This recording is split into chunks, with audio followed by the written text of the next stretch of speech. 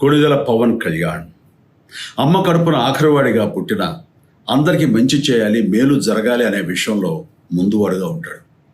తన గురించి కంటే జనం గురించి ఎక్కువగా ఆలోచించే మనస్తత్వం నా తమ్ముడు కళ్యాణ్ బాబుది.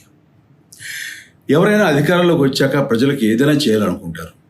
కానీ కళ్యాణ్ తన సొంత సంపాదనని కౌలు రైతులు కన్నీళ్లు తుడిచేందుకు ఖర్చు పెట్టడం, సరిహద్దు దగ్గర ప్రాణాలొడ్డి పోరాడే జవాన్ కోసం పెద్ద మొత్తం అందివ్వటం, అలాగే మత్స్యకారులు ఇంకా ఎందరికో తాను చేసిన సహాయం చూస్తుంటే ఇలాంటి నాయకుడు కదా జనాలకు కావాల్సింది అనిపిస్తుంది.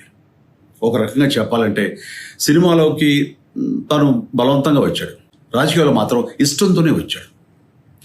ఏ తల్లికైనా తన కొడుకు కష్టపడుతుంటే గుండె తరుక్కుపోతుంది.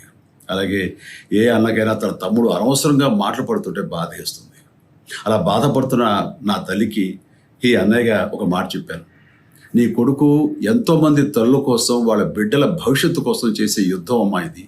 మన బాధ కంటే అది ఎంతో గొప్పది అన్నాను. అన్యాయాన్ని ఎదిరించకుండా మౌనంగా ఉండే మంచివాళ్ళ వల్లనే ప్రజాస్వామ్యం మరింత నష్టం అని నమ్మి జనం కోసం జన సైనికుడు అయ్యాడు. తాను బలంగా నమ్మిన సిద్ధాంతం కోసం తన జీవితం రాజకీయాల్లోకి అంకితం చేసిన శక్తిశాలి పవన్ కళ్యాణ్. ప్రజల కోసం, రాష్ట్ర భవిష్యత్తు కోసం ఆ శక్తిని వినియోగించాలి అంటే చట్టసభలో అతని గొంతు మనం వినాలి.